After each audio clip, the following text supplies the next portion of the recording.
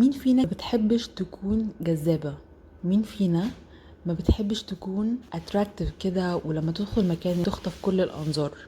مين فينا ما بتحبش تبقى بنت جامدة وبميت راجل وصورتها الذاتية في ذهنها وفي ذهن الناس ان هي ست فتاكة؟ مين فينا ما تتمناش ان بس الحاجة اللي هي نفسها فيها مجرد ما تفكر فيها كده تجيلها؟ اعتقد في اعتقادي ان مفيش بنت في الدنيا ما تتمناش الحاجات دي. انا هنا جاي اكلمكم في كونسبت بالتطبيق الصح وبفهمه المظبوط هيقدر يحطك على اول الطريق ويخليكي تجسدي الطاقة اللي تحقق لك كل ده. انتشر كده مصطلح اسمه الدارك فيمينين انرجي، او مصطلح كمان اسمه الفيم فيتال، الست الفتاكة يعني بمعنى اصح. شفت فيديوهات كتيرة بتتكلم عن الكلام ده وقريت كتب بتتكلم عن الكلام ده وريلز وتيك توكس وفيديوهات وشورتس بسبب المصطلح الجديد اللي ظهر اللي هو الدارك فيمينين انرجي والديفاين فيمينينيتي، وان ازاي انتي يعني تتواصلي مع النوع ده من الطاقة وازاي تفعليها في حياتك. انا جاية هنا ابسط لكم واوضح لكم المصطلح ده في محتوى اعتقد انه اول محتوى يشرح المصطلح ده في اليوتيوب العربي. الدارك فيمينينيتي او الدارك فيمينين انرجي ببساطه مش معناها ان انت تبقي شريره. ممكن حد من الاسم يفتكر بما انه دارك فان هي تبقى واحده شريره، لا، بس هي هتبقى اقرب لمصطلح الشريره شويه. يعني هي مش هتبقى شريره كومبليتلي، بس هي هتسمح للدارك سايد اللي جواها ان هو يظهر عادي. طيب ايه صفات الدارك فيميل دي؟ ايه صفات الست اللي بتجسد الطاقة الأنثوية المظلمة؟ في البداية خلينا اديكم كده كم مثال ممكن تفهموا من خلاله شخصيات الدارك فيميلز دول عاملين ازاي. شخصية زي شخصية أنجلينا جولي، دي واحدة بتمثل وبتجسد جدا الدارك فيمينين انرجي. شخصية زي بيونسي برضو دي شخصية بتجسد جدا الطاقة الأنثوية المظلمة.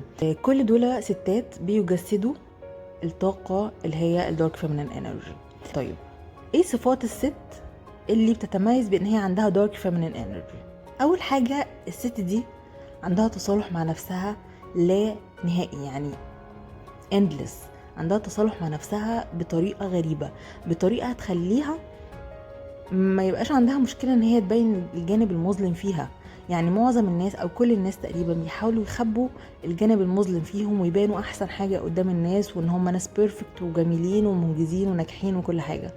الست دي لا، العكس، هي ما عندهاش مشكلة ان هي بعض الفلوز او بعض العيوب اللي عندها تبان قدام الناس. بالعكس هي ساعات بتتعمد تبين ان هي شريرة شوية او ان هي لو اذتها ممكن تأذيك.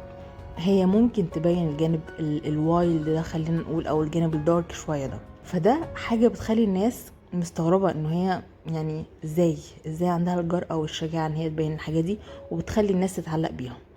يعني الناس بتستغربها وبتتعلق بيها في نفس الوقت. فدي من اول الصفات. تاني حاجه الست دي سيدكتيف جدا، انثى جدا، انثى بمعنى الكلمه. في حركاتها، في كلماتها، في نظراتها، هي ست مغوية. ما تفهموش كلامي بالمعنى الخاطئ، هي مش شرط تبقى ست وحشة او مش كويسة، لا، بس هي بتلفت الانظار حرفيا. اي حد راجل ست بيشوفها لازم بتعلم معاه، لازم بتعلم في ذهنه كده. بتبقى ست remarkable، ست مميزة. عارفين الناس اللي هي لما بتيجي في حياتنا ما بتتنسيش؟ في شخصيات كده، ناس معينة ما بتتنسيش، هي بتبقى من ضمن الناس اللي ما بتتنسيش. حتى لو ما تعملش معاها كتير، حتى لو بس تعاملك كان سطحي او شفتها مرة مثلا او مرتين، بس هتعلق في ذهنك جدا. ليه؟ لان هي اسلوبها في الحركة في الكلام جذاب جدا، مغري جدا، هادي ومسالم وكالم كده، ونظرتها جريئة. يعني شخصية وكاركتر كده. يعني افتكروا دايما طبقوا الكلام اللي بقوله على انجلينا جولي مثلا، ست بتمثل جدا السيدكشن ده. يعني هي جذابة واتراكتيف وسيدكتيف وكل حاجة، هي حرفيا تجسيد للدارك فيمينين انرجي. تالت صفة ممكن تبقى صفة تبان للناس ان هي مش كويسة قوي، ان هي manipulating. يعني ايه؟ يعني متلاعبة. يعني بتعرف كويس قوي توصل اللي هي عايزاه بأقصر الطرق. بنظرة واحدة ممكن تخلي اللي قدامها يعملها الحاجة، وبنظرة تانية ممكن تحذره انه لا اوعى تعمل الحاجة دي علشان يعني الحاجة دي مثلا هيكسر باوندري معين او هيتجاوز حدوده، فهي تقدر توقف عند حدوده كويس قوي. بالبودي لانجوج بتاعها، بالتون الصوت بتاعها، بطريقتها في الكلام، بطريقتها في الحركة، بطريقتها باسلوبها، بمحتوى كلامها، كل الوسائل دي بتستخدمها كويس قوي، بتعرف تأثر بيها على ناس كويس قوي. فهي واحدة مؤثرة من الدرجة الأولى، هي بتأثر جدا على اللي حواليها، بتسيب فيهم تأثير عميق وزي ما قلت ان هي بتثير اعجابهم وبتثير انبهارهم، وفي نفس الوقت بتثير دهشتهم واستغرابهم. فعشان كده هي بتعلق في الدماغ. تستخدم كل الاساليب دي علشان تخلي اللي قدامها يعمل لها اللي هي عايزاه، وبدون مجهود، بدون ما تقعد تقنع فيه، بدون ما تقعد تتحايل عليه خالص خالص، بالعكس. وده ياخدنا للنقطة اللي بعدها، وهي ان هي واحدة not chasing. هي ما بتطردش اي حاجة في حياتها، مبدأ التشيسنج ده مش موجود. هي بتاتراكت، هي بتجذب اللي هي عايزاه، تجذبه يجي لها لحد عندها.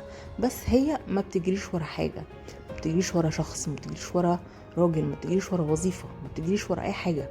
هي بتاتراكت بعقلها، بالمايند، بقانون الجذب. وباي ذا واي قانون الجذب بيبقى متفاعل معاها جدا، لان هي بتطبق كل حاجة، يعني بتطبق كل حاجة في قوانين الجذب.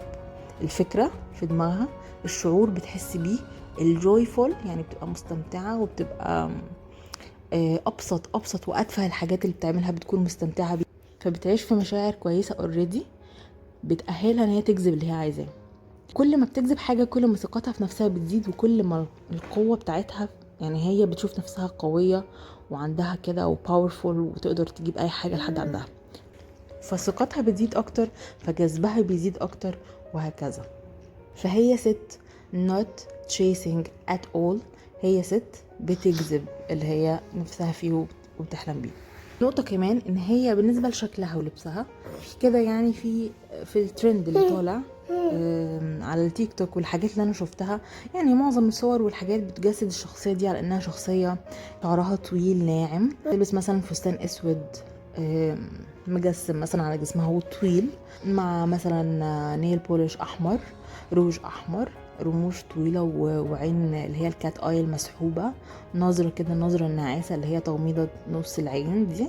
فاهمين الشخصية اللي هي دي، هي دي الشخصية اللي بيجسدوا فيها الست اللي هي الفيم فتال. بس ده مش شرط خالص، انت ممكن تعملي كل الصفات دي وتجسديها وانت لابسه البيجامه عادي، يعني ما عندكيش اي مشكله.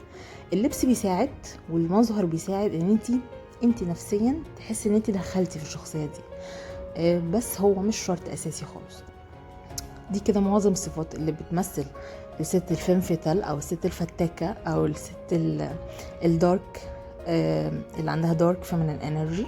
وفي فيديوهات تانية هكلمكم بالتفصيل عن صفاتها بقى بالتفصيل، وازاي ان انتي تقدري تتيب انتو these characters، يعني ازاي انتي تدخلي كده يعني وتندمجي في الصفات دي وتجسديها بالشكل الصح. فتابعوا الفيديوهات الجاية عشان اللي جاي كله جامد جدا. وبس كده، شكرا لكم، باي باي.